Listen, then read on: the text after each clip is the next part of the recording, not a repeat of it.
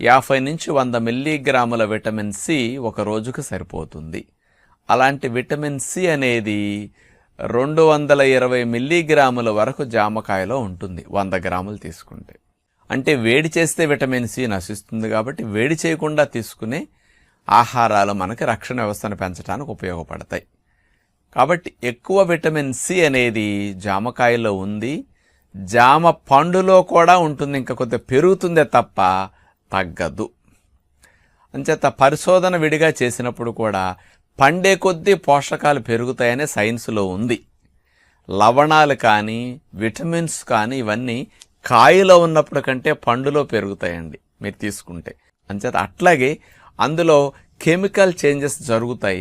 గాలిలో ఉండే కాస్త నత్రజనిని అట్లాగే సూర్యకిరణాలని ఇవన్నీ తీసుకుని అట్లాగే ముఖ్యంగా న్యూట్రియంట్స్ అండ్ నేచర్లో ఉన్నప్పుడు వెళుతుంటాయి.